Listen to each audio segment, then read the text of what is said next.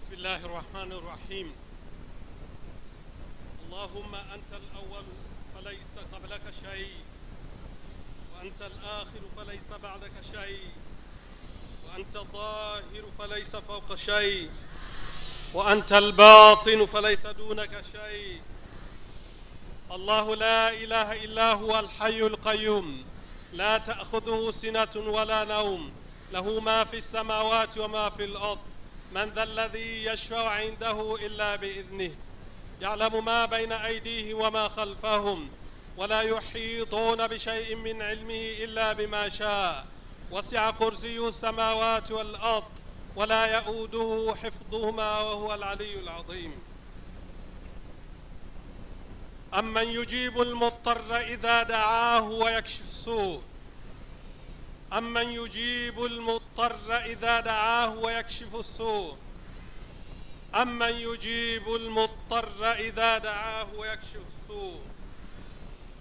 اللهم اهدنا فيمن هديت، وعافنا فيمن عافيت، وتولنا فيمن توليت، وبارك لنا فيما أعطيت، وقنا شر ما قضيت، وقنا شر ما قضيت، وقنا شر ما قضيت، فإنك تقضي ولا يقضى عليك، وإنه لا يذل من واليت ولا يعز من عاديت. تباركت ربنا وتعاليت، ولك الحمد على ما قضيت. نستغفرك ونتوب إليك. اللهم رب السماوات السبع وما أضلت، ورب الأراضين وما أقلت، ورب الشياطين وما أضلت. كلنا جارا من شر خلقك أجمعين، أن يفرط علينا أحد منهم أو أن يطغى. اللهم كلنا جارا من شر خلقك، أن يفرط علينا أحد منهم أو أن يطغى. عز جارك وتبارك اسمك وجل شأنك، لا إله غيرك. اللهم رب السماوات السبع وما أضلت، ورب الأراضين وما أقلت، رب الشياطين وما أضلت، رب الرياح وأذرت. أنت الحنان المنان، بديع السماوات والأرض، ذو الجلال والإكرام. أنت تأخذ للمظلوم حقه من الظالم. اللهم أنت الحنان المنان، بديع السماوات والأرض، ذو الجلال والإكرام.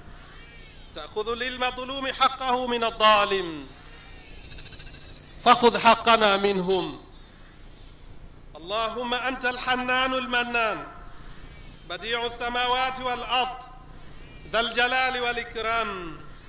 تأخذ للمظالم حقه من الظالم، فخذ حقنا منهم، فخذ حقنا منهم. اللهم إنك سلطنا علينا عدوا بصيرا بعيوبنا، يرانا هو قبيله من حيث لا نراهم. اللهم يئسه منا، اللهم يئسه منا كما يئست من رحمتك، وقنطه منا كما قنطت عن عفوك، وباعد بيننا وبينهم كما باعدت بين المشرق والمغرب. أنت لا إله إلا الله وحده لا شريك له، لا إله إلا الله. بسم الله الذي لا يضر مع اسمه شيء في الأرض ولا في السماء. بسم الله الذي لا يضر مع اسمه شيء في الأرض ولا في السماء. أعوذ بكلمات الله تامات من شر ما خلق. اللهم إنا نعوذ بك بكلمات الله تامات من شر ما خلق. نعوذ بك من شرورنا ومن شرور عدونا.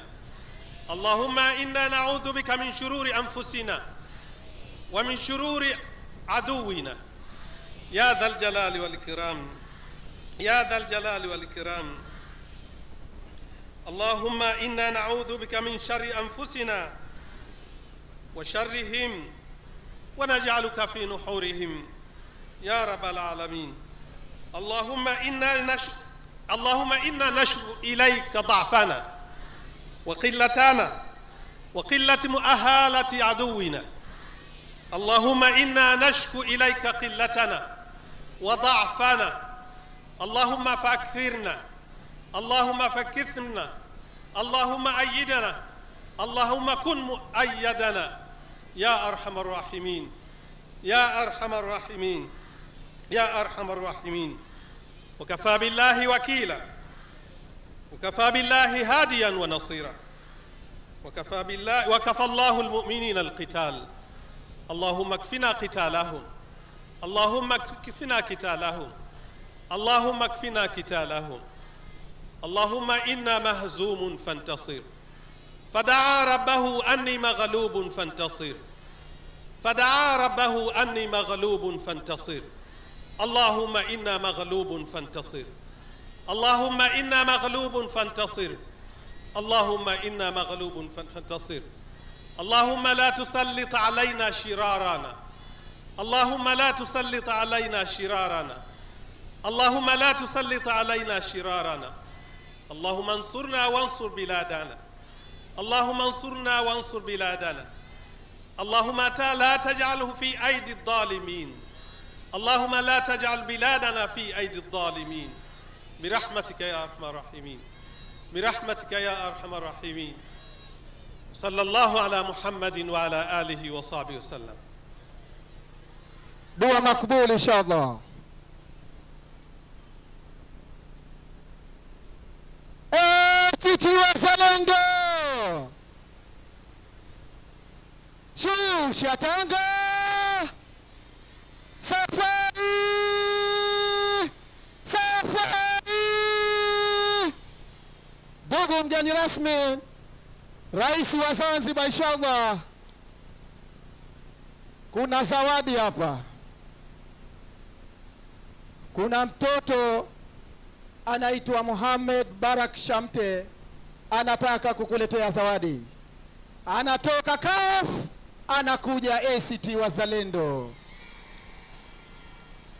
Popote ulipo Mohamed, peleka zawadi yako kwa rais wetu wa Zanzibar.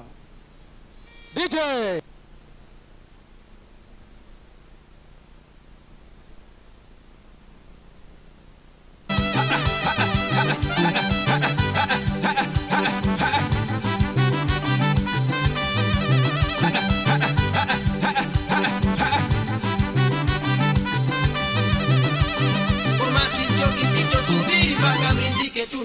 tunataka nchi yetu sasa, tumechoka na branding, tunataka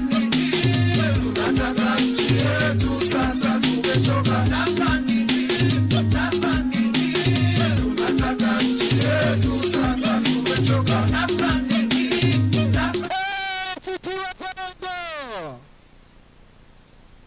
Sasa tunataka kuanza shughuli yetu rasmi.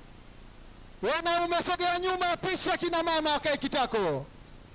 Ndugu mgeni rasmi, namleta mwenyekiti wa mkoa mjini Kichama, ndugu Dude Haji Dude, aje atufungulie mkutano wetu. DJ, mlete mwenye mji wake.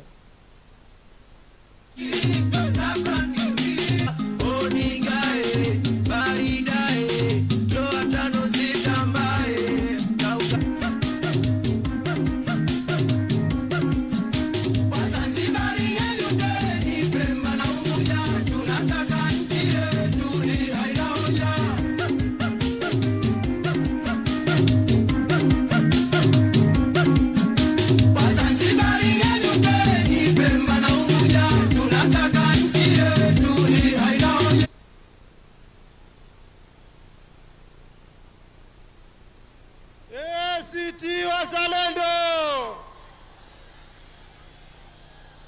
bado, ACT Wazalendo, shusha tanga, safari, safari, safari. Mimi na Zanzibar,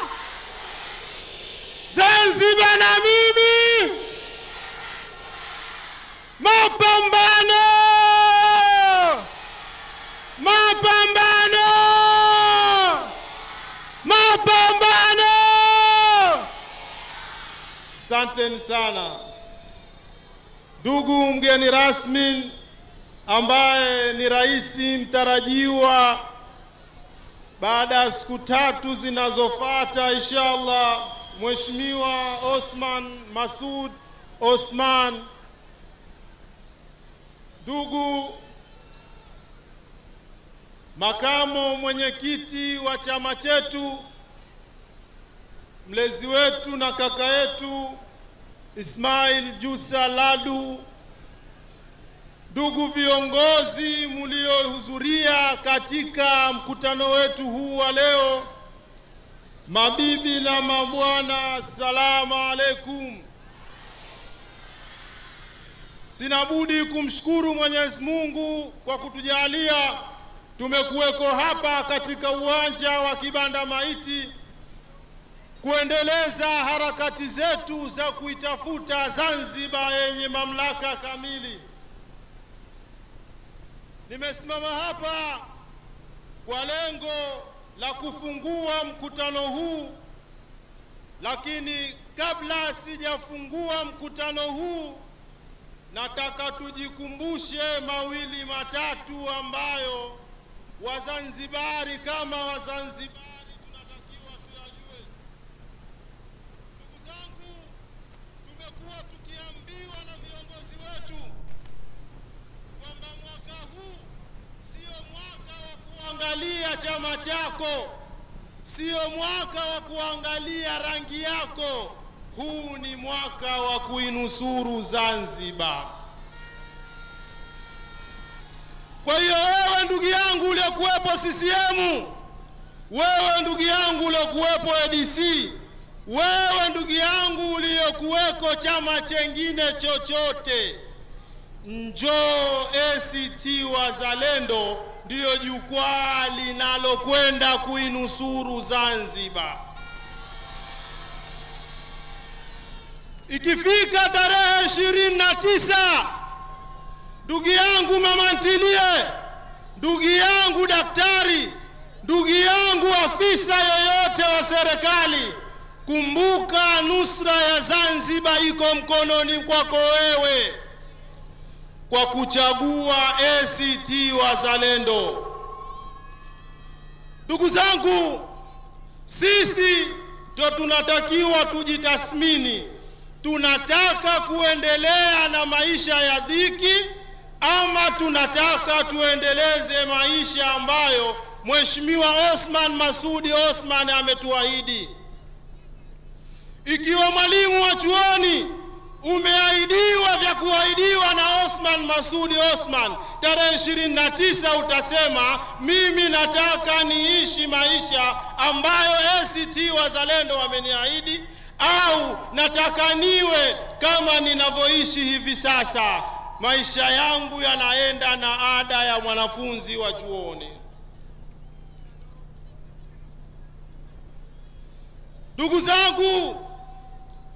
Ndugu zangu, hakuna jambo ambalo litakufanya wewe Mzanzibari ujisikie kwamba uko huru, ujisikie kama uko na nafasi, kama utakwenda tarehe 29 utakwenda kumchagua Osman Masudi Osman. Kwa hayo niliyoyasema, natamka rasmi nimeufungua mkutano huu, na karibuni sana mjini. Mwenyezi Mungu awabariki.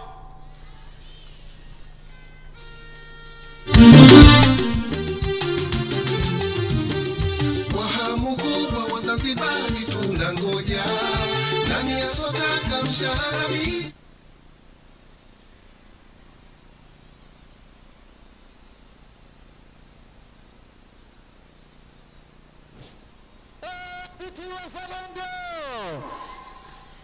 Kabla sijamleta mjomba aliyopoteza ufunguo wake, aonane na mie hapa, funguo zake aonane na mie. DJ, nilete mjomba. Mjomba, karibu.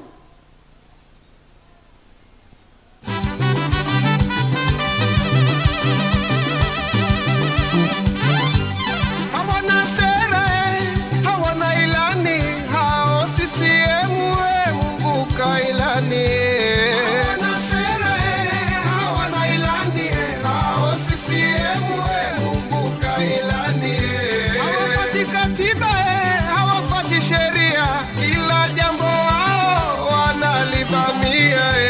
Hawana sera, hawana ilani, hao CCM kumbuka ilani.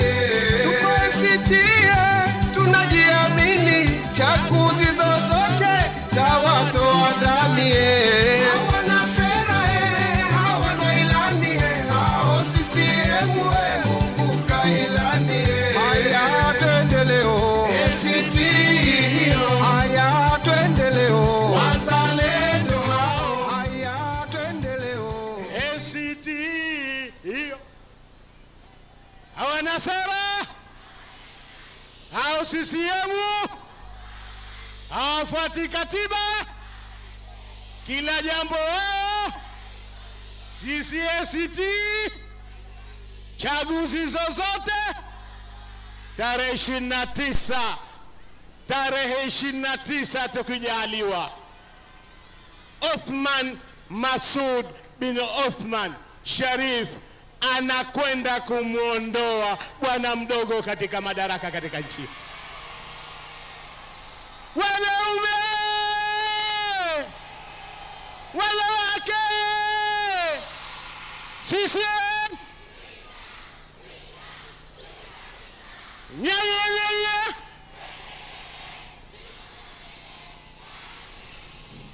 Zanzibar mpya, mimi na Zanzibar, mimi na Zanzibar, Wazanzibari,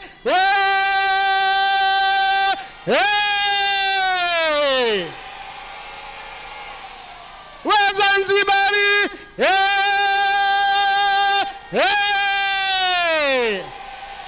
Zanzibar. Piga makofi kwa Rais Othman Masoud Othman. Haya, piga makofi wanangu, piga makofi. Piga makofi, sijasikia, piga makofi. Piga makofi kwa ACT, piga makofi.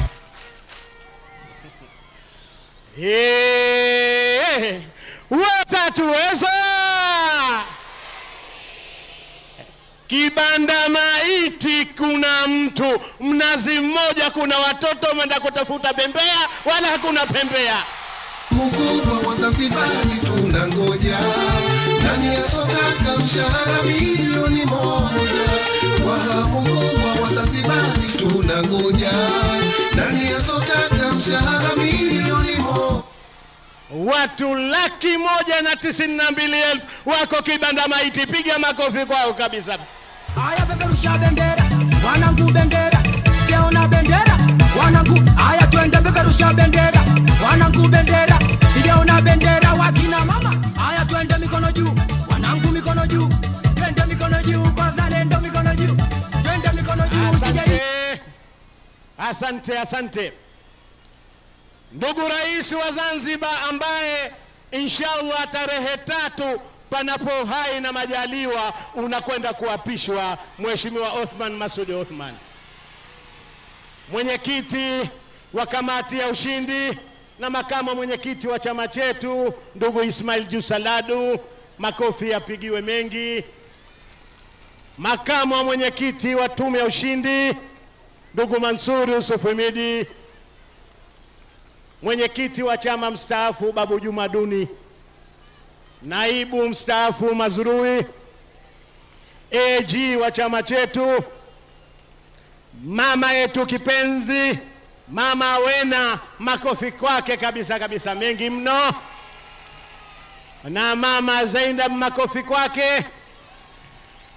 Wajumbe wote wa sekretariat ya chama wapigiwe makofi, wajumbe wa kamati kuu, halmashauri kuu, viongozi wa ngome zetu zote 3 kitaifa, wajumbe wa bodi ya udhamini, viongozi wote kwa ujumla wao, wanachama wenzangu na wananchi, asalamu alaikum. Yuko kutushinda sisi tarehe 29? Wale watompigia kura Othman Masoud mikono juu. Tutalinda kura zetu. Tutawatoa watu wote waende kupiga kura. Wagonjwa tutawabeba kwenye majumba. Waliosafiri warejee tukapiga kura. Mwenyezi Mungu atatupa nguvu. Tarehe 29 tutakwenda kuinusuru Zanzibar kwa kumchagua Othman Masoud Othman.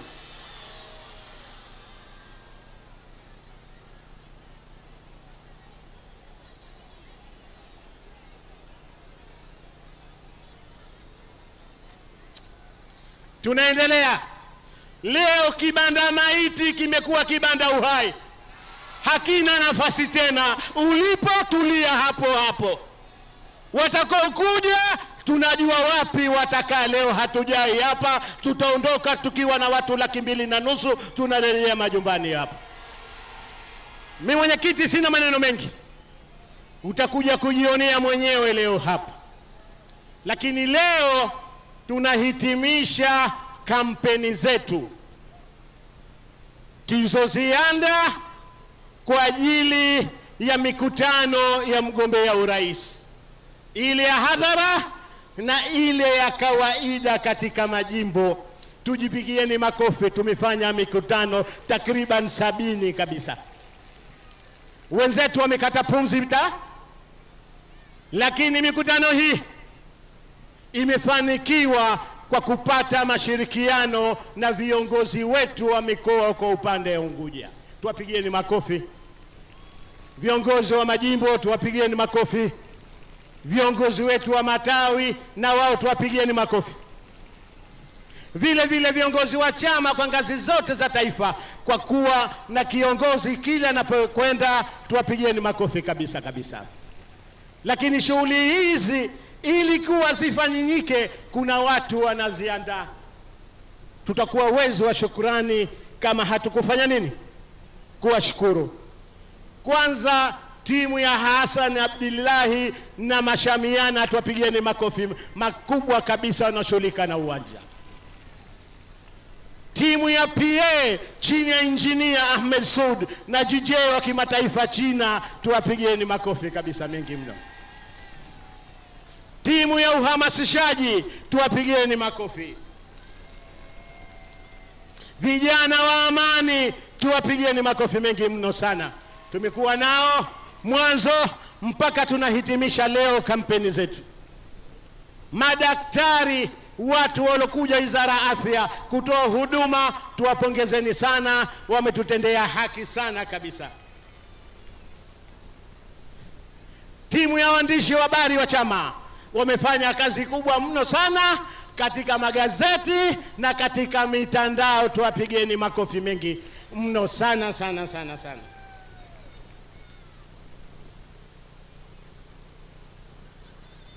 Tupo timu ya mikutano, kila mikutano wapo timu mafuta taa na wenzao wote, wapigiwe makofi mengi sana kabisa. Tuongezeni makofi kabisa. Hakika kila unachokiona kinafanyika kimeandaliwa, wameandaa wengi, wasaidizi wetu tunakwenda nao, madereva wetu wote, tuwapigieni makofi kabisa kwa kazi nzuri kabisa. Na leo tunahitimisha.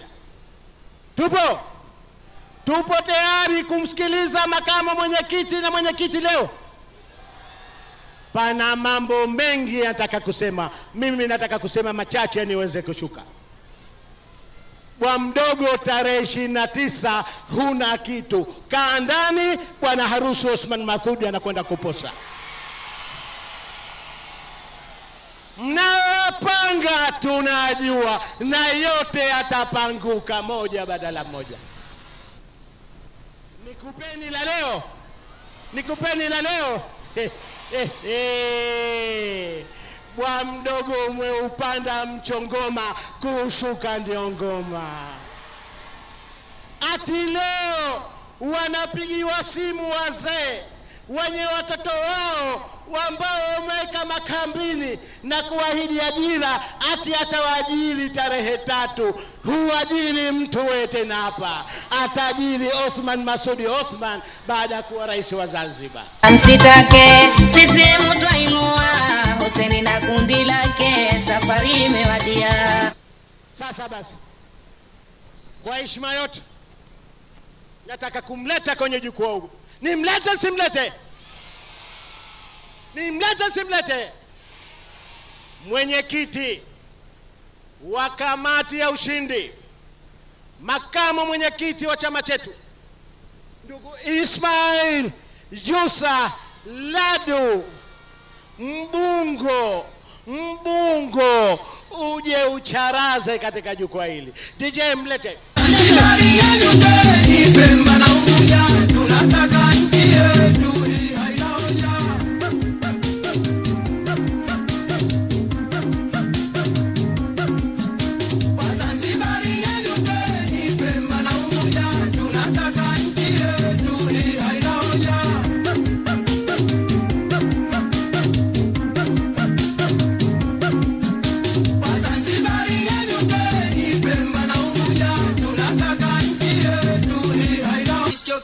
Subiri mpaka mrizike, tunataka nchi yetu sasa, tumechoka na branding, tunataka nchi yetu sasa, tumechoka na branding, tunataka nchi yetu sasa, tumechoka na branding, tunataka nchi yetu sasa, tumechoka na branding.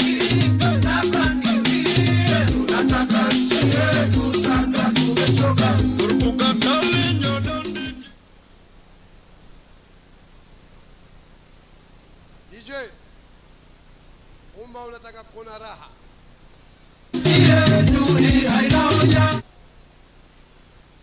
Nataka uwapigie hapa, twawajua wabaya wetu.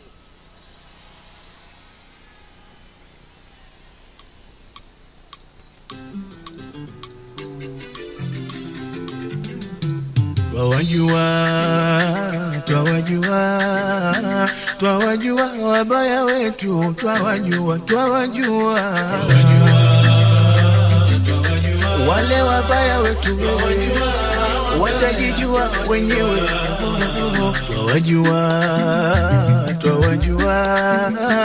Twawajua wabaya wetu, twawajua, tuwape pole.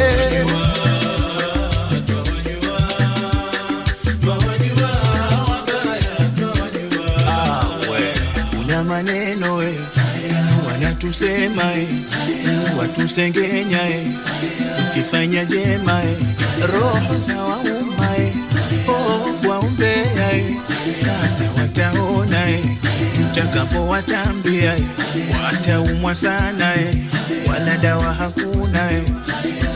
Tumeshawabaini leo, twawasuta mjijue, kama ni nyinyi twawambia, hatari we. Twende wametoka keawe, kwa kuyafanyia wasio yajua we, inawauma sana we.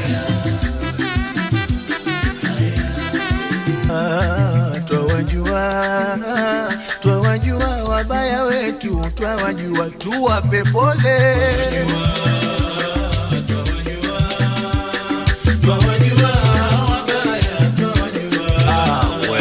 Una maneno wanatusema, watusengenya, tukifanya jema, roho za wauma, waombea, sasa wataona, tutakapowatambia, wataumwa sana, wala dawa hakuna. Tumeshawabaini leo, twawasuta mjijue, kama ni nyinyi twawambia, hatari we. Twende wametoka keawe, kwa kuyafanyia, wasio yajua we, inawauma sana we.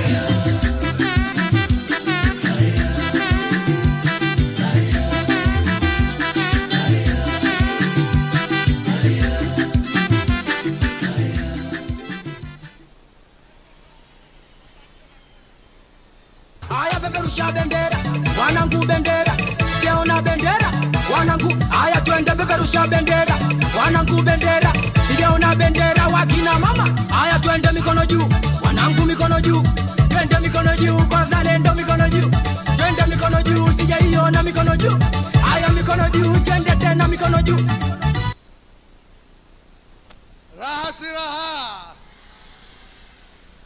si raha.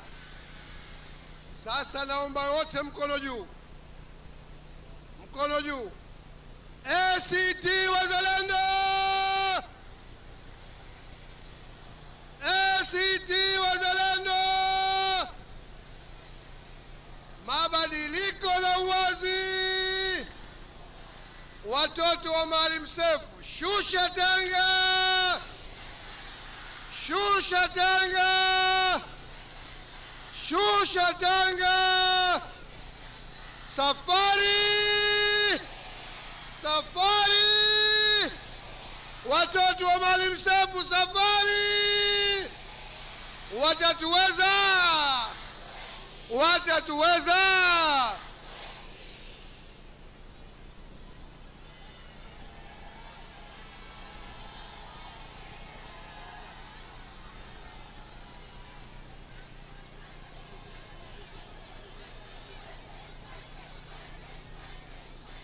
Niwaite, niwaite. Watakuja kukaa wapi? Tutabanana umumu. Twende basi. Nawaje, nawaje, nawaje, nawaje. Wamejaa tele kibanda Uhai. Piga makofi kwao, mwakaribishe. Piga makofi wanangu, piga makofi. Piga makofi sikasikia, piga makofi. Piga makofi kwa ACT, piga makofi. Piga makofi kwa Baba Omo, piga makofi. Haya peperusha bendera, wanangu bendera. Sijaona bendera, wanangu. Haya twende peperusha bendera, wanangu. Sijena akawaambia wapinzani, Omo kiboko ya fikishie ujumbe. Omo kiboko ya. Nyie ACT mnajua mtaua watu, mtaua watu nyinyi. Na sie tuna kazi, tunataka kukabidhiwa urais. Mtaua watu nyinyi.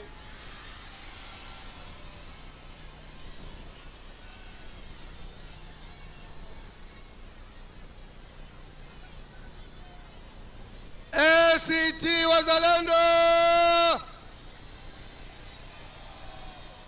Ndugu mwenyekiti wa chama taifa, na inshallah tarehe 3 Novemba tunamwapisha kuwa rais wa Zanzibar Mheshimiwa Othman Masoud Othman. Umma wa Zanzibar, piga makofi kwa rais mpya.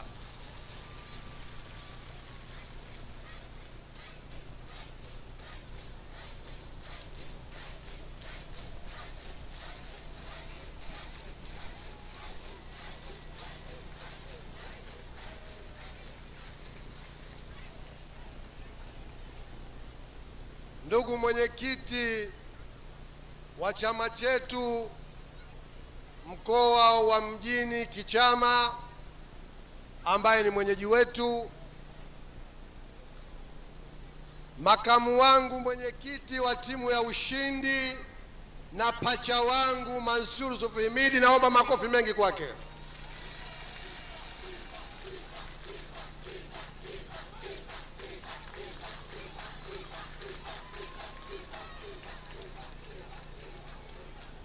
Ndugu mwenyekiti mstaafu wa chama chetu na nanga yetu kwenye harakati zetu, Babu Juma Duni Haji.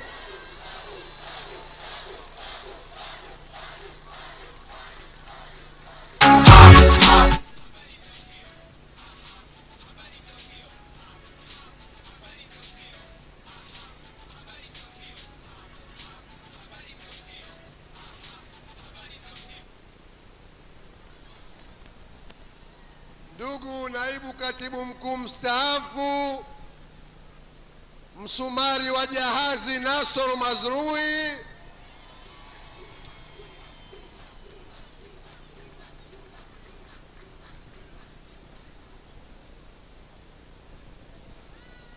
mama wa taifa anayemlea rais wetu Mama Zainab Kombo Shaibu,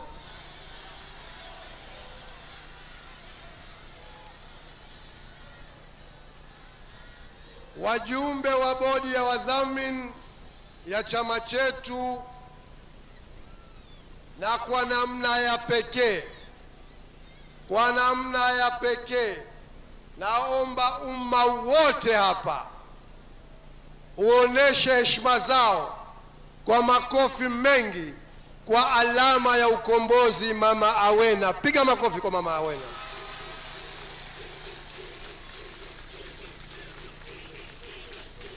Mnampenda Aunty Awena? Mnampenda Aunty Awena?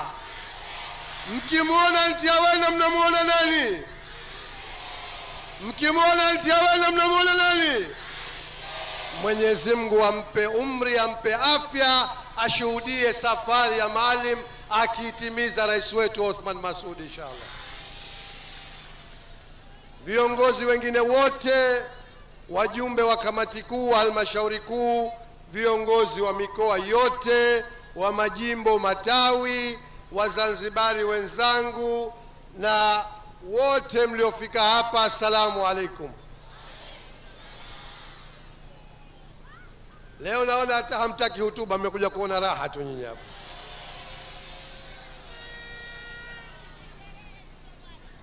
Sherehe tu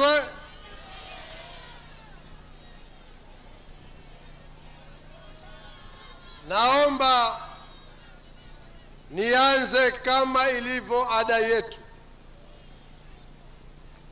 kumshukuru Mola mtukufu Allah subhanahu wa ta'ala, ambaye leo katujalia tunaifikia siku ya mwisho ya kampeni zetu tukiwa hatuna wasiwasi na ushindi wetu biidhnillah ta'ala.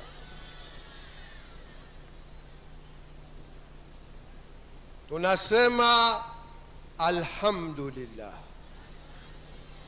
Naomba tuseme sote kwa pamoja, alhamdulillah, alhamdulillah, alhamdulillah, alhamdulillah, wala hawla wala quwwata illa billah. Sala na salamu zake Mola Karimu zende kwa wake hashimu mtume wetu Muhammad sallallahu alayhi wa alihi wasallam. Ndugu zangu, leo nimeemewa na kibanda uhai.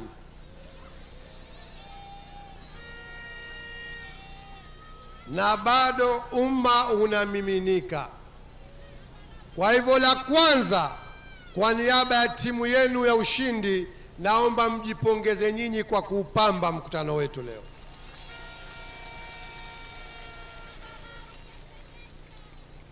Ndugu zangu,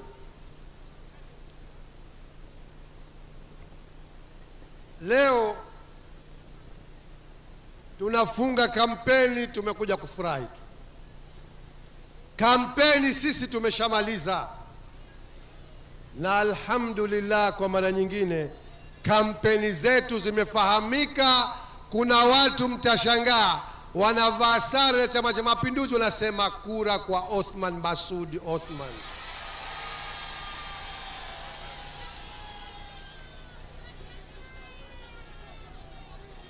Nikupeni siri moja.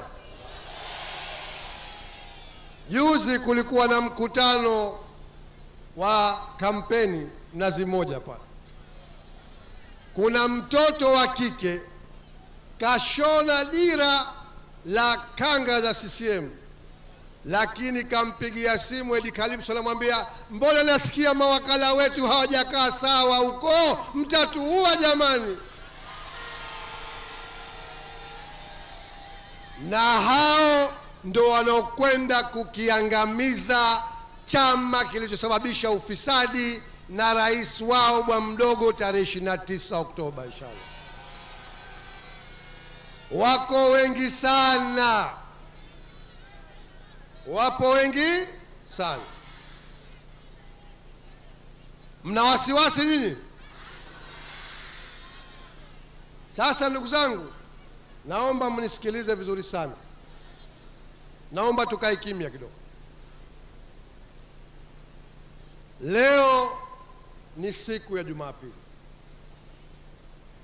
Tumefanya kampeni na kwambieni siri yetu, timu yenu ya ushindi. Tumefanya kampeni hizi, sisi wenyewe tulikuwa hatujui kama tutafikia mafanikio haya. Alhamdulillah rabbil alamin.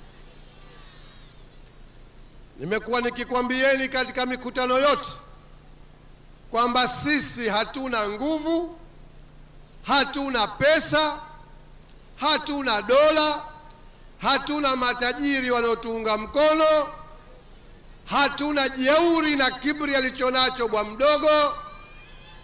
Sisi tumejitupa kwake Allah subhanahu wa ta'ala.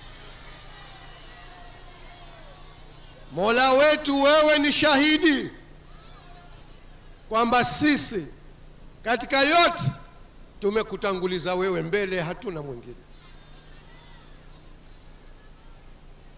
Sasa kama tulivyoyaona yote tuliyoyaona kwa sababu ya nguvu ya Allah subhanahu wa ta'ala, na ombi leo kwa umma wote wa Zanzibar wanaotuunga mkono, kesho panapo uhai na majaliwa inshallah, Jumatatu, sote kesho tufunge kumuomba Mwenyezi Mungu.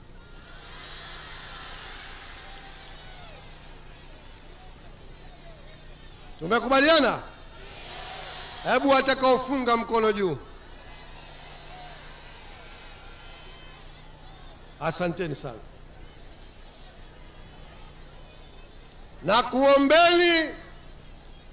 Na kuombeni tufunge kesho sunna kumuomba Mwenyezi Mungu.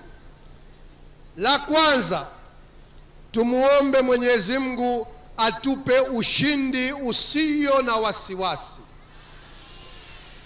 lakini kubwa atujalie ushindi wa haki ndani ya amani, nchi ikiwa imetulia inshallah. Atuvushe salama kama alivyotufikisha salama mpaka siku ya leo inshallah. Hilo ombi langu moja. Sisi si watu wa bonge la pati, sisi ni watu wa Mwenyezi Mungu.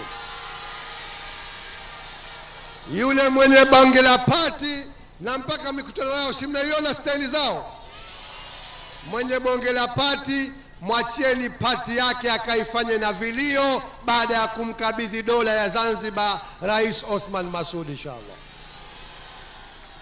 Sisi kila hatua ni Mwenyezi Mungu subhanahu wa ta'ala. Shembali tunapishana barabarani kukaja uchokozi, nachokuombeni kwanza ACT Wazalendo, msichokozeke. Na la pili, nawaomba nyinyi na madereva wote na vijana mnaoendesha vyombo vya maringi mawili, mtoke hapa kwa utulivu. Hatutaki kupoteza kura ya kihistoria hata moja. Tumeelewana eh? La tatu, na watoa wasiwasi, tulikuahidini viongozi wenu tunafanya kazi kubwa nyingine, hata hatuwaambii tunafanya kazi gani. Lakini nachukua nafasi hii na kwa kuamini Mwenyezi Mungu atayatia taufiki maneno yangu, kwa sababu tunayasema kwa nia safi, kwamba inshallah, na kutoeni wasiwasi, tutakwenda kupiga kura kwa amani kabisa inshallah. Tutafunga kupiga kura kwa amani kabisa, tutahesabu kura kwa amani kabisa, tutafanya majumuisho kwa amani kabisa, tutatangaziwa washindi majimboni kwa amani kabisa, kisha tutatangaziwa Rais Othman Masoud kwa amani kabisa inshallah. Na inshallah atakabidhiwa serikali ya umoja kitaifa kwa amani, aapishwe kwa amani ndani ya uwanja wa amani inshallah. Tumeelewana? Insha Allah. Baada ya hayo ndugu zangu, baada ya hayo nikwambieni,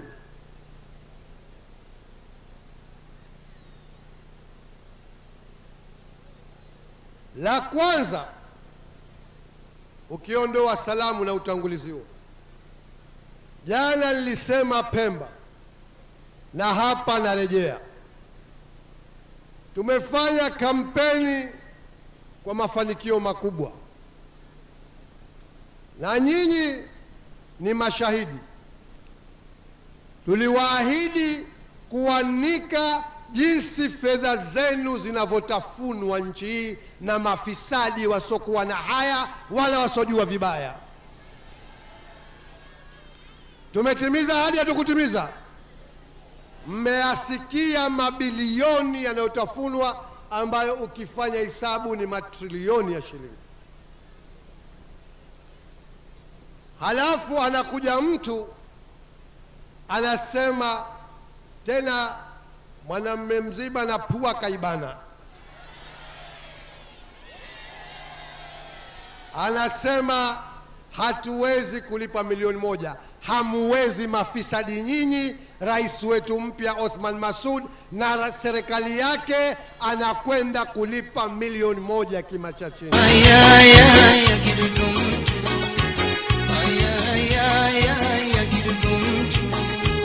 Unafitinisha wenzako ujali utu, watakula mapema kidogo mtu, jiangalie.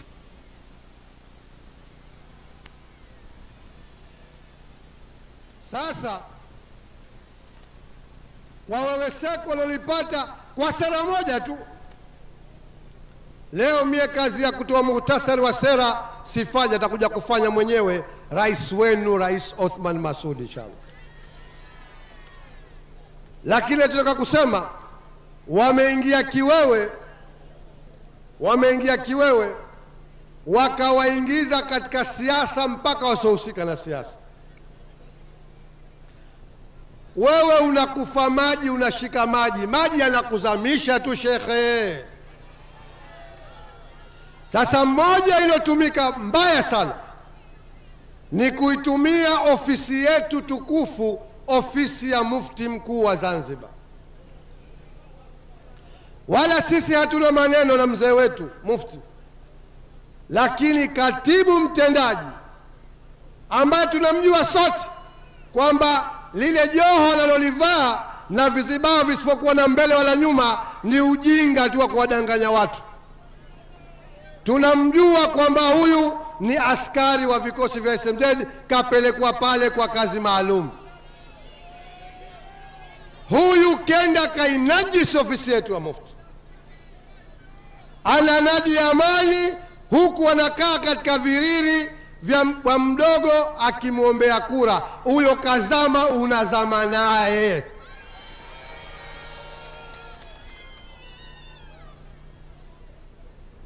Huyu kainajisi ofisi yetu, na kainajisi kwa namna nyingi.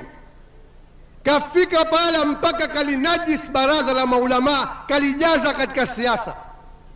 Watu ambao walipaswa wakae katikati, watu waidhi sote bila kuchagua upande, bila kumfanyia kampeni mtu, ili sote tuwaheshimu, hata likitokea tatizo iwe kimbilio letu. Kalinajisi, kaichafua ofisi.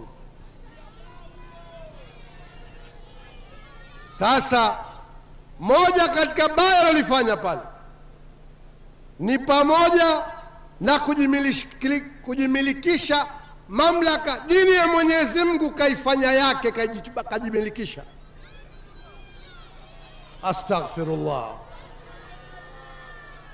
astaghfirullah. Leo wewe unawapiga marufuku mahatibu wetu na maimamu wetu na walimu wa madrasa katika nchi hii. Ujinga huu tunakwenda kuukomesha na rais mpya tarehe 29 Oktoba inshallah.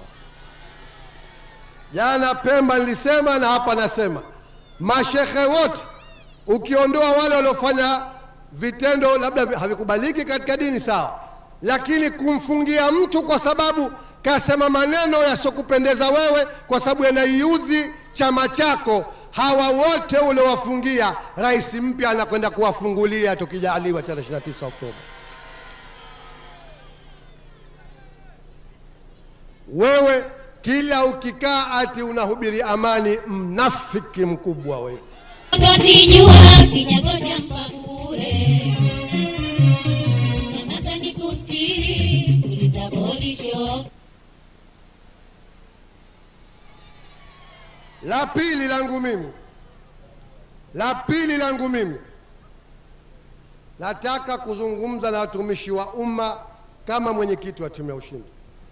Hili wametuletea salamu wao wenyewe, wafanyakazi wa serikali mpaka na wa vikosi vya SMZ, lakini pia hata wafanyakazi watumishi katika jeshi la polisi na vyombo vingine vya ulinzi, kwamba huko ndani wanatishwa sana.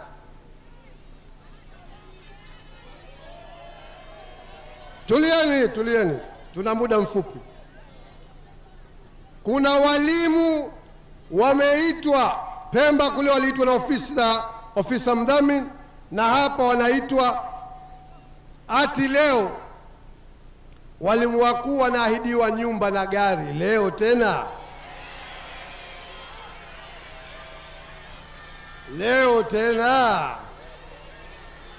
Sasa hili nataka nilizungumze kwa ujumla. Wanatishwa kwamba kura yako itajulikana, tutakuchukulia hatua. Wewe utakemchukulia hatua, utamchukulia hatua gani wakati wewe mwenyewe ushastaafu chini ya rais mpya Othman Masoud? Kwa hivyo nawaomba wafanyakazi wa serikali na watumishi wa vikosi vyetu vyote, waacheni kama walivyo. Mwaka huu ni mwaka wa kihistoria. Kama walidhani kila siku yatakuwa yale yale, sio 2025 biidhnillahi taala. Kwa hivyo nataka kuambia wafanyakazi wote na watumishi katika vyombo vyetu vyote, vikosi, polisi na wengine wote, kapige kura yako kwa uhuru, tutakulinda. Na baada ya kumwapisha rais mpya, unakuja kufaidi matunda ya sera za maendeleo Singapore ya Afrika inshallah.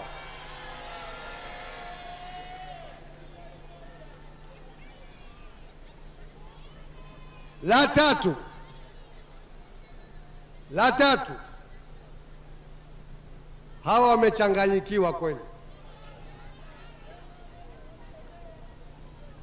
Hawa wametegemea mambo mengi ya kijingajinga, ya wizi. Niliwaambia jana na juzi na leo narejea tena, mwaka huu mtaimbo umeganda. Kila mnalolifanya liko vuga ACT Wazalendo. Kila mnalolipanga liko vuga ACT Wazalendo. Nikupeni siri, mpaka mawakala wa CCM wameona ACT Wazalendo mwaka huu. Lakini moja alolitegemea, mnalijua lipi? Sijui ni kuonesheni, bora niwaachie jamani. Ni kuonesheni wanavyoumbuka na tunavyoumbua hawa. Wamepanga mengi, sisi tumeamua hatuwatangazi, tunashughulika nayo kwa njia zetu. Lakini moja nataka leo ni kuonesheni na niwaumbue hapa kibanda uhai. Mmeiona hii? Mmeiona hii? Hii ni kalamu kutoka China. Wameleta kwa siri kubwa. Naomba mnaochukua video muichukue vizuri waione huko. Wamezileta hizi kutoka China. Hizi hata kifuniko chake ni kifuniko maalum. kalamu lakini juu ina raba ya kufutia. Hii hapa kalamu hii imepangwa wakati wa kujaza matokeo, ati ndio itakayojaza matokeo katika vituo. Tulia wewe, tulia roho yako mwana ACT Wazalendo. Kwisha kabisa hawa. Halafu kalamu hii atie saini wakala wetu. Sasa huu wino, hii raba haifuti kalamu yote tu, inafuta kalamu yao hii maalum. Ati baadaye wafute pale kwenye nambari za matokeo, saini ibaki, wajazo wanazotaka yao ya guju. Ya guju.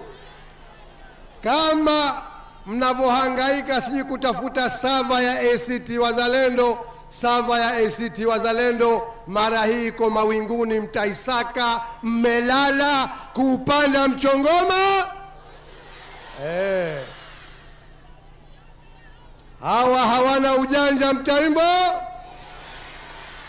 Tena sabi umekumbuka utamu, hata kama umetubu kupata na karama. Leo tena hawa hawana ujanja. Nataka tuwaimbie pamoja hapa leo. Oh, hawana ujanja, mtaimbo umeganda. Oh, hawana ujanja, mtaimbo umeganda. Chuma kimewaka, watamkumbuka Maalim Seif mwaka huu inshallah. Ndugu zangu,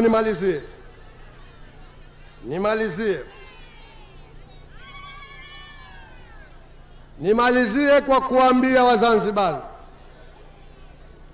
kwamba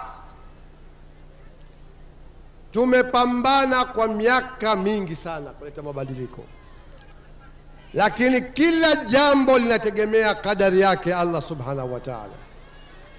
Sisi dalili zote tunaziona, kadari yake Mwenyezi Mungu inakwenda kusimama kuleta mabadiliko tarehe 29 inshallah.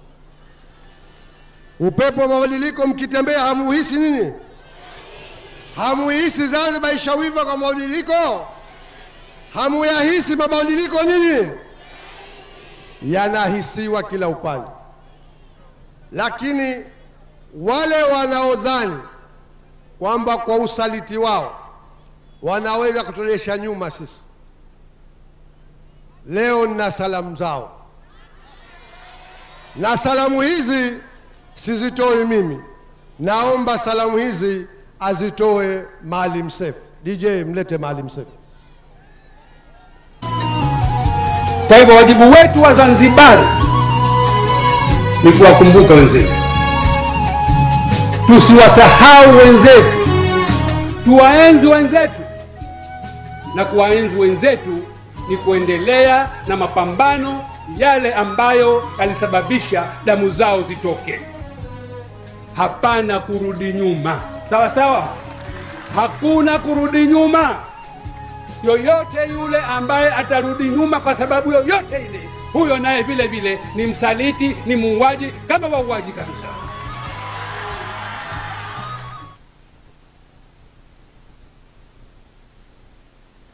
Mwenyezi Mungu alitie nuru kabri la mzee wetu,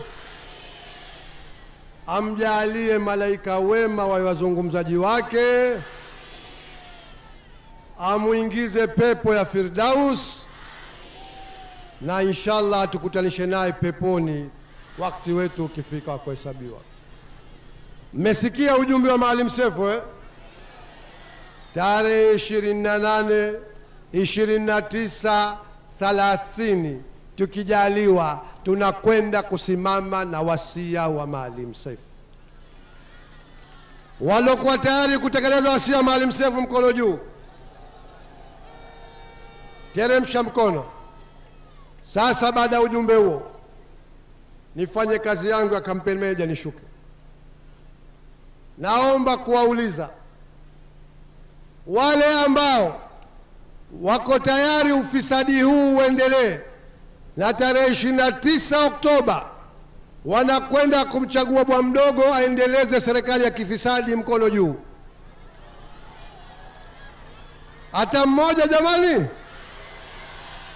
Wale ambao wanasema ufisadi wanakwenda kupiga muhuri wa mwisho na kuuchoma moto, ambao watampigia kura Rais Othman Masoud, mkono juu.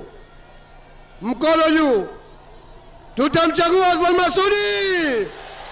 Tutamchagua Othman Masoud. Rais mpya wa Zanzibar Othman Masoud, njoo uzungumze na wananchi wanaosubiri kukuapisha kuwa rais wao. DJ, mlete Rais Othman Masoud. Mwaka ndo huu, mwaka ndo huu, mwaka ndo huu, ewe mwana kwetu, wakuinusuru, wakuinusuru, wakuinusuru Zanzibari yetu. Mwaka ndo huu, mwaka ndo huu, mwaka ndo huu, ewe mwana kwetu, wakuinusuru, wakuinusuru, wakuinusuru Zanzibari yetu. Inusuru Zanzibari, ewe mwana kwetu, mara hii tutayari kukomboa nchi yetu. Na iwe, na iwe, na iwe, na iwe, na iwe itavyokuwa. Na iwe, na iwe, na iwe, na iwe ushindi tutachukua. Na iwe, na iwe, na iwe, na iwe, na iwe itavyokuwa. Na iwe, na iwe, na iwe, na iwe ushindi tutachukua. Na iwe, na iwe, na iwe, na iwe, na iwe itavyokuwa. Na iwe, na iwe, na iwe, na iwe ushindi tutachukua. Na iwe, na iwe, na iwe, na iwe, na iwe itavyokuwa. Na iwe, na iwe, na iwe, na iwe ushindi tutachukua.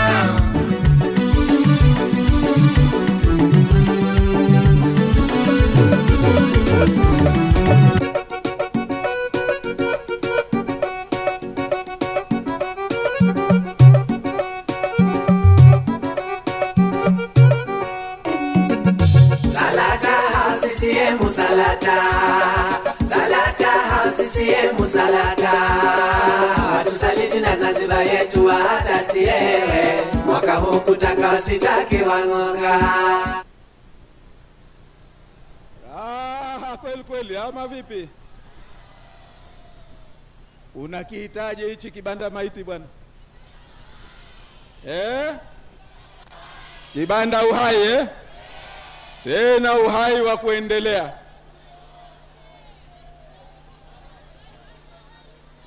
Zanzibar mpya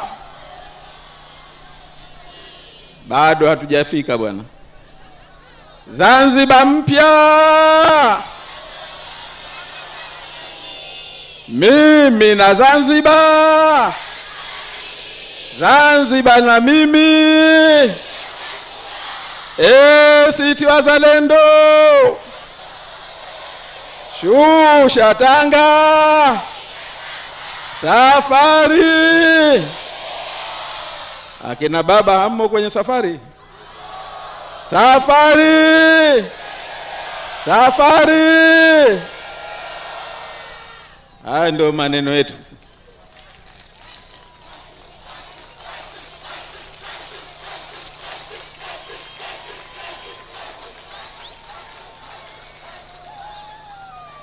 Mshawahi kumuona mwizi baada ya kukamatwa akajichagavya?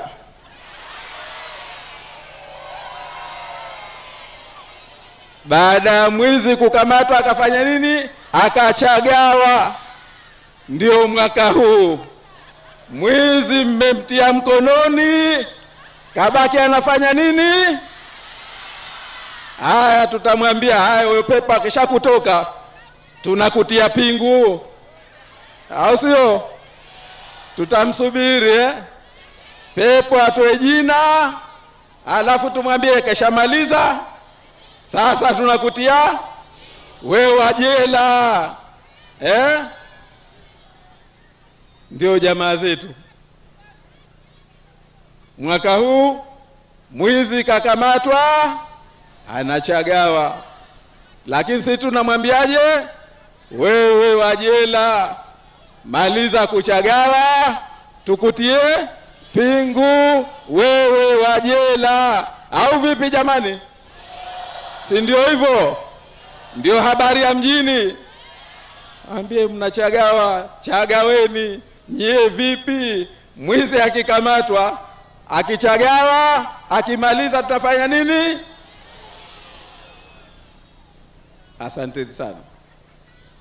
Ndugu makamu mwenyekiti na mwenyekiti wetu wa timu ya ushindi, mwenyekiti wetu, mwenyeji wetu wa mkoa wa Mjini,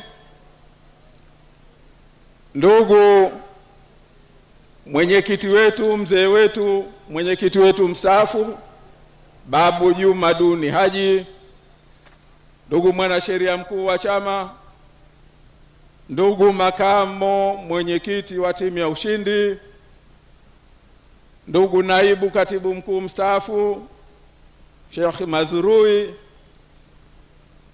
ndugu katibu wa habari na uenezi mwenye majukwaa haya, ndugu wajumbe wa kamati kuu, ndugu wenye viti wa chama wa mikoa mbalimbali, ndugu wajumbe wa halmashauri kuu, ndugu mwanasheria mkuu wa chama, wazee wetu, mama yetu Mama Awena,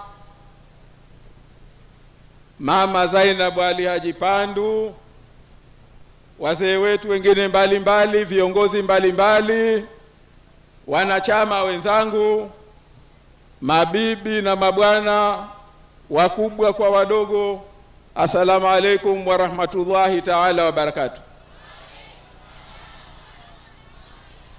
Marhaba. Lakini shikamoo iweke ina siku yake bwana. Leo niwape mimi shikamoo ni nyote. Leo zamu yenu ya shikamoo kwa mambo makubwa mlioyafanya. Kwanza na mimi niungane na nyinyi kumshukuru Mwenyezi Mungu. Alhamdulillah, alhamdulillah, alhamdulillah. Tumshukuru kwa mengi. Mimi leo huu ni mkutano wa 75 kusimama mbele ya wananchi wenzangu wa Zanzibar katika vikao mbalimbali, katika mikutano mbalimbali, nilimoitwa, nilimokwenda, mikutano ya hadhara. Huu leo ni wa 75. Nashukuru kwamba alhamdulillah bado Mwenyezi Mungu sauti ipo ya kuzungumza nikasikilikana. Lakini tumshukuru kwamba katika mikutano hii tumesafiri, tumekwenda Pemba, tumerudi Pemba, waliokwenda kwa boti, waliokwenda kwa ndege, lakini na nyinyi tumetoka sehemu mbalimbali kwa magari na vipando mbalimbali. Alhamdulillah, Mwenyezi Mungu katupeleka salama, katurejesha salama, tumefanya mikutano yetu salama, na leo alhamdulillah Mwenyezi Mungu katuleta hapa salama. Insha Allah ataturudisha salama, atuweke salama tukiwa wazima, twende tukamtoe huyu pepo wa mwizi aliyechagawa. La pili, ndugu zangu, leo hasa si siku ya hotuba kama mlivyoambiwa, lakini wanaoandaa mambo haya wamenitaka mambo mawili tu niyatimize, na naomba niyatimize hayo mambo mawili. La kwanza ni shukurani, kuwapa shukurani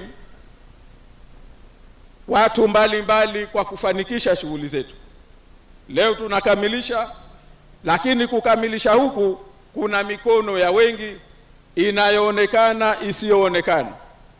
kuna mawazo ya wengi waliopo na wasiokuwepo. Lakini kwanza tuishukuru timu yetu ya ushindi kwa kazi kubwa chini ya mwenyekiti mweledi ndugu Ismail Jusaladu. Mbali ya kazi alizokuwa akizieleza hapa, lakini moja kubwa ni kuongoza shughuli zetu zote za timu ya ushindi, ikiwemo kuandaa mikutano hii, na mpaka leo alhamdulillah tunakwenda kuikamilisha. Ni kwa sababu ya dedication yao, kujitoa kwao, kujitolea kwao mpaka wakafanikisha hili. Lakini la pili, naomba niwashukuru kwa dhati, na tuwashukuru sote viongozi wetu wa mikoa yetu yote. Kwa hakika wamefanya kazi kubwa sana, kazi kubwa ya maandalizi ya mikutano kwenye majimbo, lakini maandalizi ya mikutano yetu ya ufunguzi na hii ya ufungaji vile vile. Lakini na kwa kazi mbali ambazo wamezifanya mpaka leo tunakwenda kukamilisha hili. La tatu ni pamoja na viongozi wa majimbo na viongozi wetu mbali ambao wamefanya kazi hizi. Naomba kwa pamoja tumshukuru kwa dhati kabisa mzee wetu, mwalimu wetu, kiongozi wetu Babu Juma Duni Haji kwa kuwa mwega wa shughuli zetu, muongozaji, lakini na mbebaji wa maono, na pia mkwamuaji pale ambapo tumefika pahala tumekwama. Hamyajui mengine, sisi tunayajua. Babu amekuwa ufunguo wa mahala ambapo mwingine ni mgumu sana, mzito sana, yeye amekuwa ni ufunguo wetu. Tumshukuru Mwenyezi Mungu kwa kutupa neema ya mtu na mzee mwalimu kama Babu Juma Duni Haji. Inshallah Mwenyezi Mungu amweke, ampe umri mrefu, ampe umri tawil, na amzidishie siha njema. Lakini tuwashukuru pia wazee wetu, mama Wena, mama Zainab, kwa kuwa pamoja na sisi katika mikutano yetu yote hii. Tuwashukuru kwa namna ya kipekee, na naomba hili ndugu zangu mnisaidie, tumpigie makofi mengi sana mjomba Bimani Philip Habib. Piga makofi, sijasikia, piga makofi. Piga makofi kwa city, piga makofi. Hii kwa Zanzibar tunaita super brand. Tunaitaje? Super brand. Tunaitaje? Wanaililia jamaa, wanatamani wengekuwa na robo tu kama ya Bimani, wengekuwa na robo ya mjomba. Hebu fikiria mikutano yetu bila ya mjomba ingekuwaje?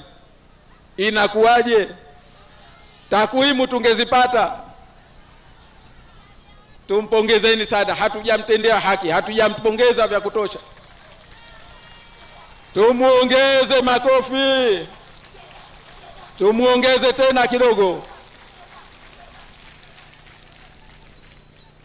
Naomba tuwapongeze pia ndugu waandishi wa habari na wasaidizi wetu mbali katika habari kwa kazi kubwa sana walioifanya katika vyombo vya habari, mitandaoni na sehemu nyingine, kuzifikisha habari za ACT Wazalendo kwa wananchi. Kwa namna ya kipekee, naomba kwa dhati kabisa tuvipongeze sana vyombo vyetu vya ulinzi, jeshi la polisi kwa mashirikiano makubwa aliyotupa, vikosi kwa mashirikiano makubwa aliyotupa kuongeza ulinzi, na wengine ambao wameshiriki katika ulinzi. Na hapa naomba niseme jambo moja ndugu zangu. Tuko kwenye uchaguzi, na uchaguzi hasa wetu unakuwa na mambo yake. Wapo wengine, na hasa hawawezi wachagawaji, ambao wangetaka uchaguzi umewashinda, umebuma kwa upande wao, wangetaka uharibike. Kwa hivyo tuwashukuru sana wenzetu wa Jeshi la Wananchi wa Tanzania. Sasa hivi mkipita naweza kuona baadhi ya sehemu wanalinda. Haya ni mahitaji ya wakati na mazingira tulionayo. Kwa hivyo mimi niwaombe tuwape mashirikiano na niwaombe na wao watimize wajibu wao kwa uadilifu kama ilivyo kawaida yao. Ndugu zangu, naomba pia tuishukuru sana, tuipongeze timu yetu ya hamasa, timu yetu ya meona, na siku hizo wamependeza kweli kweli bwana, wamependeza. Hebu tuwapigie makofi kidogo. Haya, piga makofi wanangu, piga makofi. Piga makofi sijasikia, piga makofi. Piga makofi kwa ICT, piga makofi. Kwa kazi kubwa ambayo wameifanya kutuwekea nidhamu katika mikutano yetu na kuwasaidia wanaoshiriki katika mikutano yetu. Ndugu zangu, naomba hapo hapo tuwashukuru sana wenzetu wa afya na Red Cross kwa kazi kubwa ambayo wamekuwa kuifanya katika mikutano yetu hii. Tuwashukuru sana, tuwape pongezi na tunawaahidi kwamba tutaendelea kushirikiana nao kuboresha mazingira yao pia ya kazi. Naomba tuwapongeze sana mashehe wetu ambao wamekuwa wakitusomea dua katika mikutano yetu mbalimbali. Mwenyezi Mungu ajalie dua zao iwe ni sehemu ya sadaka walioitoa kwa ajili ya nchi yao. Naomba tuwapongeze madereva wetu.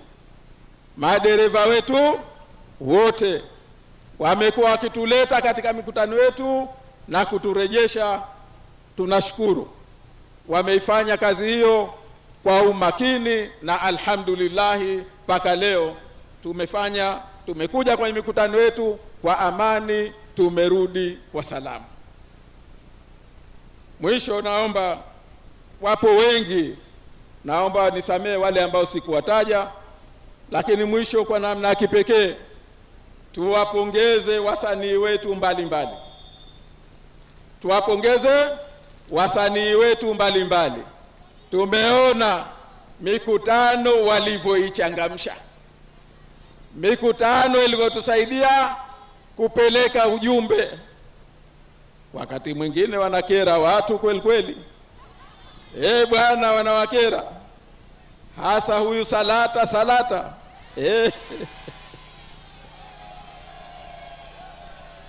DJ, hebu tukumbushe Salata kidogo. Salata CCM, Salata. Salata CCM, Salata. Watusaliti na Zanzibar yetu hata siye. Mwaka huu kutaka wasitaki wang'onga. Bwana, kuna watu wameshatolewa vyumbani wakalazwa nje, tena kwa bahati mbaya tu kupita mitandaoni huko ikaja ikachomoza Salata. Kuna mtu anambia hulali leo utalala nje, unanipigia Salata, unaniita Salata. Ndiye. Kwa hivyo tuwapongeze sana wasanii wetu na wengine mbalimbali. Jamani, wengi ndio waliofanya shughuli zetu hizi zikaweza kufanikiwa. La pili, nimeambiwa niwakumbushe tu, na naomba hili nilifanye kwa haraka. Nimalizie shukurani hizi kabla ya kuwakumbusha. Niwashukuru nyote, na naomba hili mjipongeze nyote kwa mahudhurio yenu katika shughuli zetu. Na leo mnaona na mmekuwa mkiona, jana tulipewa salamu kutoka Tibirinzi Pemba. Na jana haikuwa Tea Breeze, jana ilikuwa Sea Breeze, kutokana na umati mkubwa uliokuja. Ndugu zangu, mahudhurio haya ndiyo yaliyoiamsha dunia. Mahudhurio haya ndiyo yaliyoamsha waliolala. Mahudhurio haya ndiyo ambayo imeiambia dunia wenye nchi yao Zanzibar, wenye nchi yao Zanzibar hawajavunjika moyo, hawajakata tamaa, wamesimama, wanakwenda mbele, safari inaendelea mpaka wafike pale wanapopataka. Mahudhurio haya ndiyo yaliyowafanya watu wakapata mughma kwa jirani, wezi wachagawaji wakapata mughma. Kila wanalolishika, kila wanaloligusa, mapesa waliokuwa nayo, kutumia vibaya vyombo vya dola, wafanya kazi wa serikali, vitisho, kutumia vibaya tume ya uchaguzi, kuwavunjia heshima watu na heshima zao, kuwalazimisha wafanye mambo ya ajabu wanaokuwa hawayaamini, hawakubaliani nao, ili mambo yao yaende. Ndugu zangu, niambieni, kama si mahudhurio haya wengepata wapi mughma? Wengechanganyikiwaje? Wasingechanganyikiwa. Kwa hivyo jamani, mmefanya kazi kubwa sana. Naomba tujipongeze kweli kweli, tujipongeze. Akina baba, mbona hamjipongezi bwana? Tujipongeze, tuna haki bwana ya kujipongeza. Huna chochote, umewatikisa watu mpaka kwenye foundation, tena foundation ya ghorofa 10. Hii inatuambia jambo moja tu, kwamba mmefahamu, tumefahamu safari yetu, tumefahamu tunalolitaka, na hili ndio linalotupa amani kwamba tarehe 29 tutakwenda kusimama kutetea ushindi wetu, kwa sababu tunaingia kwenye uchaguzi sisi tukiwa ni washindi. Tunachokwenda kufanya tarehe 29 ni kwenda kumzuia mwizi asituibie ushindi wetu. Tunachokwenda tarehe 29 ni nini? Kumzuia mwizi asituibie. Kwa hivyo tunawashukuru sana, lakini tunawashukuru sana na wananchi ambao wamejitokeza kwenye mikutano mbalimbali kuwa mashuhuda wa dhulma kubwa ambayo wamefanyiwa. Ndugu zangu, naomba niwakumbushe kwa haraka ahadi zetu ili zikuimarishe, ili utakapokwenda tarehe 29 useme maneno ya babu, kushoto yako izuie kwa, au sio? Au sio babu? Maana yake hawa Mwenyezi Mungu alivyoatia mughma, eti atakuwa waadilifu katika kuweka ile ballot paper, ile karatasi ya kura. Wamejitia vumbini, wakaja na sababu, wakajitia tope, eti lazima awe wa mwanzo. Naam, lazima awe wa mwanzo, kwa sababu huyu anakwenda kuweka historia, kwa rais wa kwanza kwa madarakani kwenda kushindwa, kuondolewa, anakwenda kuwa wa mwanzo. Ndio sababu lakini omo ACT mambo yetu burda yanakwenda na sira bwana.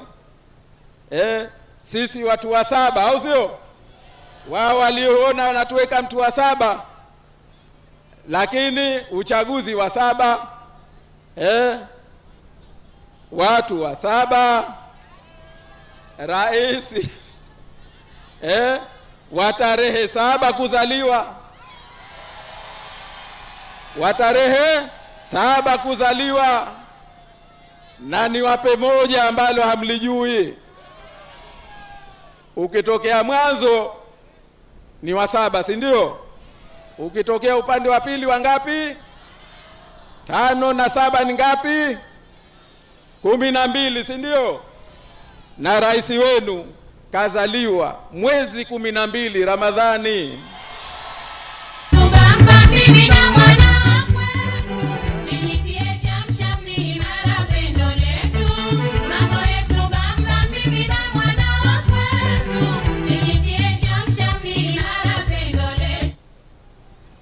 Hiyo ndio habari ya anayetaka aende akaangalie tarehe mwezi 12 siku ya Alhamis Ramadhani ya mwaka 1382 mwaka wa Kiislamu. Utaona ndio tarehe 7 mwezi wa pili mwaka 63. Maona mambo hayo? Mnayaona mambo? Ndugu zangu, katika kampeni hizi tumezungumzia mambo mengi. Maono yetu, mustakabala wetu, nini tutakwenda kufanya, lakini mmesikia tulieleza uozo uliopo sasa hivi. Makamu mwenyekiti kuna faili nyingine hajawaambia. Kama zipo zina siku yake zitakuja kufanyiwa kazi baada ya kampeni. Lakini kuna zipo faili nyingine kiporo. Kuna faili maarufu moja ya ndege ina siku yake. Watu wamekwapua, wamekwenda kununua ndege, halafu anasema hawezi kulipa mshahara milioni 1. Watu wametafuta watu kuenda kukusanya mapato yetu ya usajili wa meli ambayo yakikusanywa na serikali, katafutwa mtu kapewa tenda eti aendeshe jambo ambalo tunaliweza wenyewe, halijakuwa na tatizo, bodi imekataa, bodi imevunjwa, almuradi apewe mtu biashara. Hii biashara inshallah tunakwenda kuimaliza, tunaliweza wenyewe. Tunafahamiana? Kuna faili la ufisadi bandari ya mkoani Pemba. Lina siku yake leo, tumeshafunga mafaili. Tumeshatoka theater leo. Leo tumeshatoka. Tunakumbusha tu kwamba watarudi tena wodini siku ikifika. Kuna mishipa bado? Mishipa sugu tutakuja kuimaliza. Lakini tulisema ndugu zangu na kutoa ahadi ya kwenda kudai haki za nchi yetu ndani ya muungano, kwa sababu ndio zitakazoirejeshea heshima nchi hii, ndio itakayojenga misingi ya ustawi, ya uchumi na ustawi wa watu wake. Hilo jambo tunaliweza, tuna maono, tunayajua. Kuna mwenye wasiwasi katika hilo? Kuna mwenye wasiwasi? Lakini jambo jingine tulisema kwamba tutakwenda kusimamia haki za raia. Haki za raia kwa kuwarejeshea Wazanzibari wana wa nchi hii kwanza utambulisho wao kwamba wao ni Wazanzibari, sio Wazanzibari wa kazi. Kwa kuwapa vitambulisho vya Mzanzibari, sio Mzanzibari mkazi. Na tunasema atapewa anayestahiki. Shemegi yake mtu, mkwe wake mtu aliyepewa kinyume na sheria, tutamnyang'anya, tutampa kitambulisho kwamba yeye ni mkazi wa Zanzibar, sio Mzanzibari wala Mzanzibari mkazi. Tutakurudishia haki yako hiyo. Tunakwenda kuandaa katiba mpya ya Zanzibar itakayoweka uwajibikaji, itakayoweka misingi ya utoaji wa haki, vyombo huru, uwajibikaji, pamoja na kuwa na uchaguzi huru. Uchaguzi huru utakurejeshea mwananchi ufalme wako katika nchi hii, Othman Masudi akikuzingua, na wewe kuna siku yako utamwambia, leo siku yangu, zamu yako ni kuzingue wewe, ondoka, hufai, hujanitekelezea, hujanitimizia, wacha nimpe mwingine. Hiyo ndio haki ya mwananchi, hiyo ndio haki yako. Tutakwenda kukutengenezea, kukukabidhi mwananchi, ili kweli uwe mwana wa nchi. Asitokee mtu akajifanya kiburi kwa kupewa mamlaka ya umma. Kama mtu anataka kuwa kiburi, akatengeneze togwa au urojo auze. Asifanye jeuri na ofisi ya serikali. Tunafahamiana? Lakini tumesema kwenda kupambana na ufisadi. Mishipa yote hii tulioitaja, tutakwenda kuchunguza mikataba yake, na mikataba yote ya kifisadi tutakwenda kuifuta, na aliyekuwa kachukua pesa zetu za nchi au za mwananchi, alipozikwa kaburi tutafukua, tutoe pesa zetu, tumzike kwa heshima. Kwa hivyo wenye mikataba ya kifisadi wajiandae, wajitayarishe. Wenye nchi wanasema hatuwezi kuendelea na ujinga huu, ama mnasemaje? Tumesema tunakwenda kulinda Zanzibar brand. Tunahitaje Zanzibar? Maana yake Zanzibar ina mambo yake, ina akhlaki zake, ina silka zake, ina utukufu wake, ina heshima zake, na watu wa kwenda kuifufua. Tunao wazee wetu, kaka zetu, wakubwa zetu, wataalamu wetu mbalimbali ambao wanajua nini maana Zanzibar brand. Tutakwenda kuwapa kazi, waandae tufanye nini kuidumisha, kuifufua, kuisimamisha, kuingarisha Zanzibar.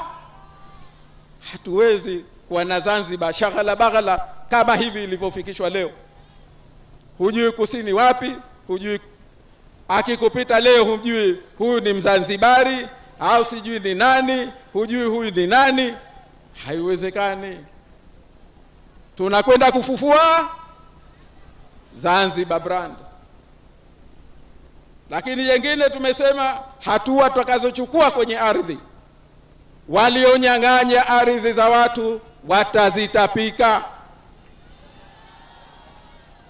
Mwananchi uliyenyang'anywa ardhi yako, tutakwenda kukurejeshea.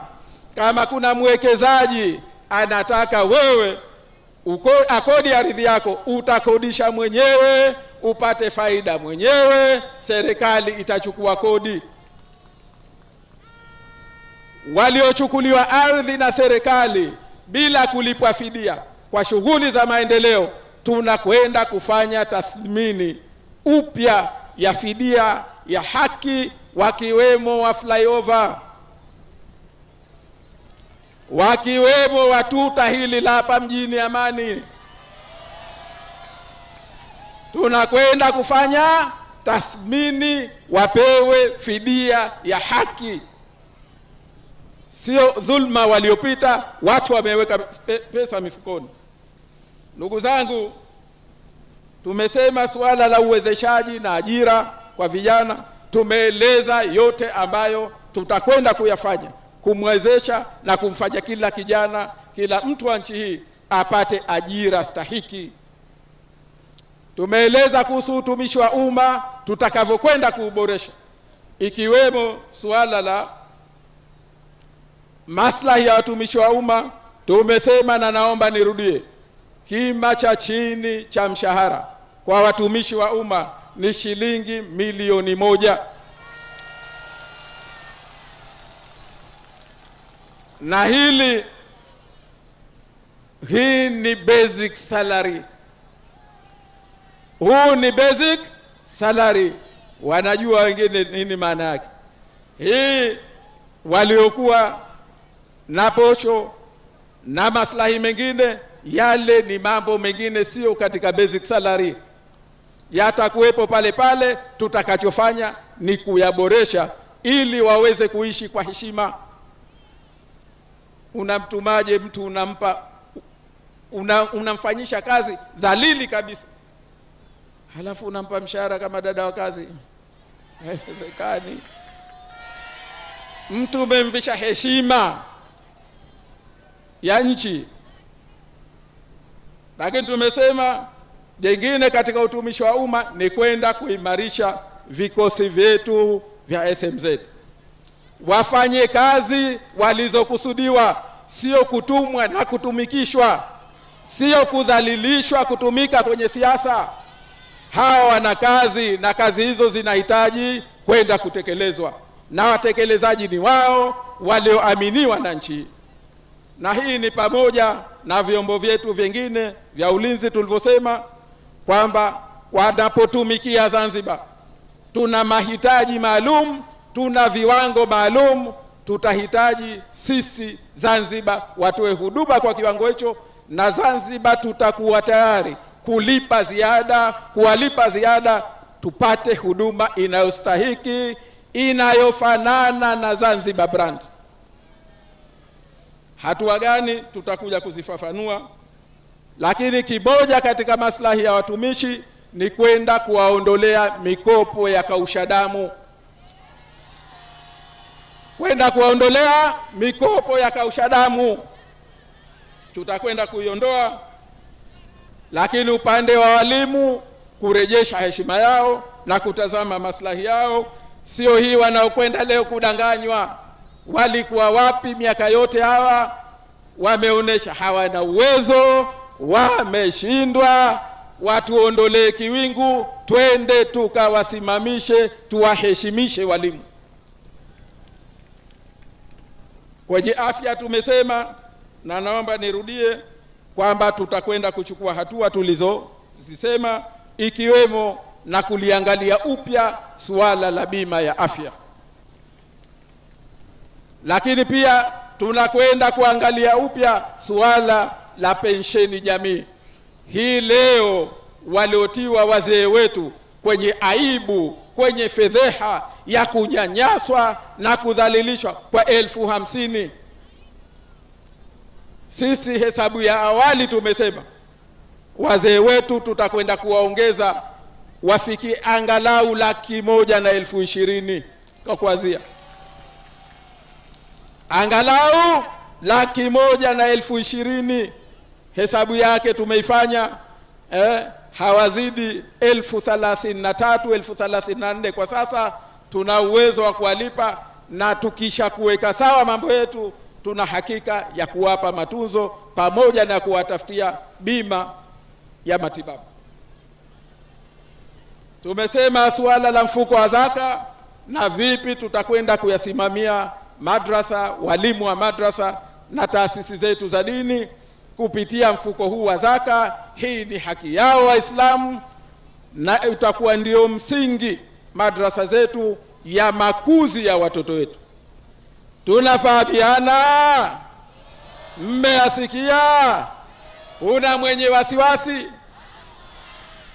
Lakini pia tulisema kwamba tutakwenda kuangalia namna ya kufufua kilimo, namna ya kufufua biashara, hasa biashara ya karafuu ambayo leo Zanzibar imekufa kabisa. Tutakwenda kuifungua Pemba kama ni injili ya pili ya maendeleo ya kiuchumi kwa upande wa Zanzibar. Lakini kubwa nimalizie, kati ya vingi tulivyo vieleza ni suala la usalama wa raia. Tunakwenda kujenga misingi ambayo itahakikisha usalama wako barabarani, usalama wako kwenye mitaa, usalama wako baharini. Leo hakuna utaratibu maalum wa usalama na uokozi katika bahari zetu kwa wavuvi na wasafiri wa baharini. Tutakwenda kuimarisha kikosi chetu cha KMKM, kikosi chetu cha uokozi, wakafanye kazi hizi kwa uweledi, kwa kuwapatia vifaa na taaluma na uwezo wa kisasa kupambana na mambo haya. Ndugu zangu, hayo ni miongoni mwa mambo ambayo tuliahidi. Ndugu zangu, mimi niwaulize, yupo mwenye wasiwasi kwamba haya hatuwezi kuyatekeleza? Aniambie leo mapema. Kuna mwenye wasiwasi? Hakuna mwenye wasiwasi. Basi kama hakuna mwenye wasiwasi, naomba nimalizie mambo mawili. Kwanza, kuelekea uchaguzi tunaokwenda kufanya tarehe 29. Ndugu zangu nyote, kampeni hizi, uchaguzi huu umetuonesha mambo mawili ya kusikitisha sana. La kwanza, kwamba Zanzibar hatuna kiongozi. La pili, Zanzibar hatuna uongozi. Ombwe la leadership, ombwe la kiongozi limejidhihirisha wazi. Kiongozi aliyejipa madaraka kupitia uchaguzi huu ameonesha wazi kwamba yeye hajali Zanzibar, hana habari na Zanzibar, hana habari na watu wa Zanzibar. Yeye alichonacho muhimu apate madaraka, aifisidi, aimalize Zanzibar. Kwa sababu haiwezekani kama wewe ni kiongozi ambaye unaijali nchi hii, usichukue hatua za kuhakikisha tunakwenda katika uchaguzi huu kwa amani. Haiwezekani. Nchi hii imetulia tena kwa sababu ya uvumilivu wetu tuliopo hapa.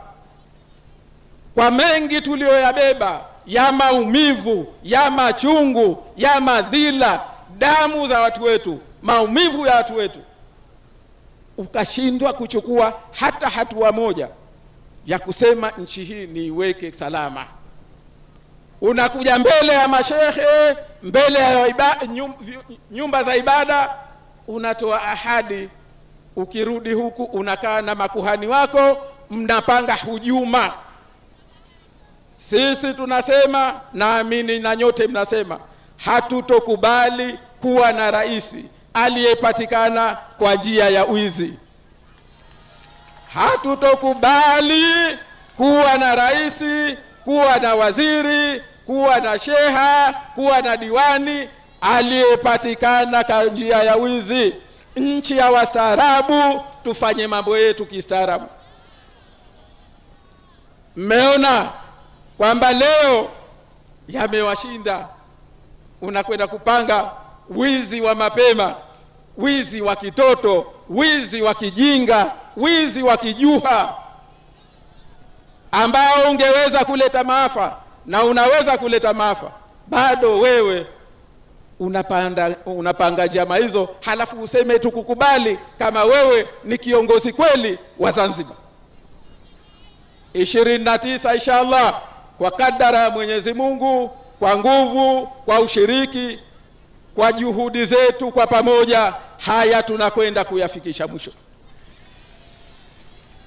Ndugu zangu, hawa wamemalizika. Kuna mwenye wasiwasi? Hawa wamemalizika. Unakuaje wewe? Kwa hivyo tunakwenda kwenye uchaguzi. Ndugu zangu, ujue jambo moja, kwamba kura yako ni kwenda kuinusuru Zanzibar kutoka kwenye mikono ya watu walioendesha kwa ufisadi, watu wasiojali, watu wasiokuwa na mapenzi na mustakabala mwema wa nchi. Ndugu zangu, tuko tayari? Tuko tayari? Nimalizie moja basi la mwisho, kura ya mapema. Nimalizie. Ndugu zangu, ndio ninachowaambia. Hawa wamekwisha. Walidai kwamba wao kura ya mapema ipo kwa sharia. Leo tunawauliza, sharia hii inasema kura ya mapema washiriki watu waliokufa? Kura hii ya mapema watu 50,000 wanatoka wapi? Ndio nani hawa? Mmeona nyinyi kwa ujinga wao, kwa wazimu wao. Kuna makada wa CCM, wagombea wengine mawakala, hamna askari, kwa sababu wamefika pahala hata leo hata askari hawawaamini.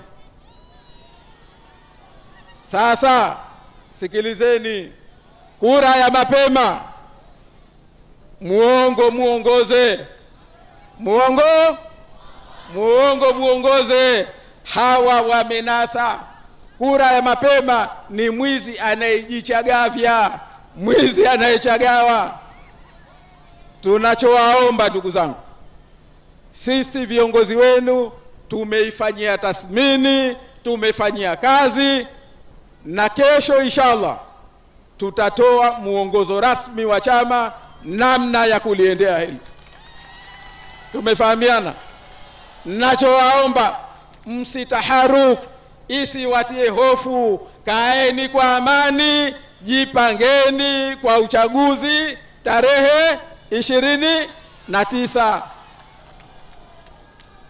Aliyekuwa hakushiba kuliwako hashibi kurambwako, asiyeshiba kuliwako.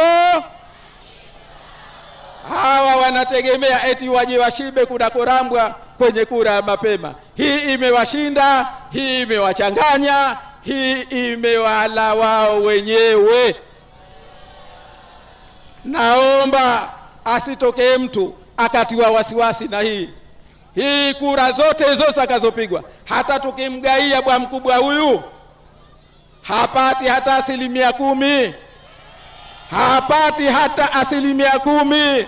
Wazanzibari wamemkataa, na tuliopo hapa tuseme hatukutaki, hatukutaki. Wazanzibari hawakutaki. Tarehe 29 tunakwenda kukuondoa. Hatukutaki. Wazanzibari hawakutaki.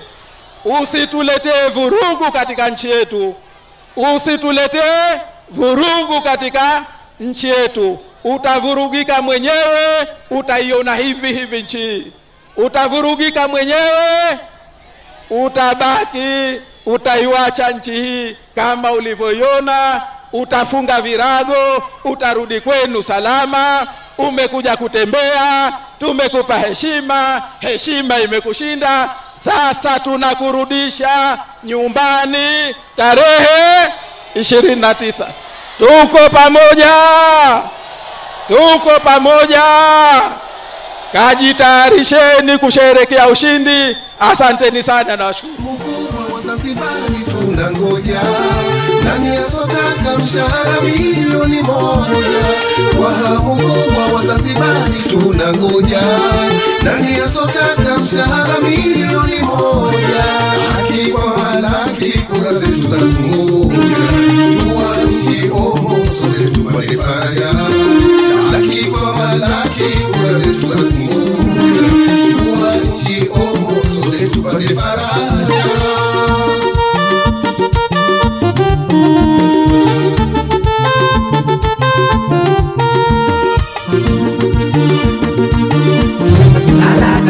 CCM Salata, Salata CCM Salata, watusaliti na Zanzibar yetu hata sie, mwaka huu kutaka wasitake wang'onga.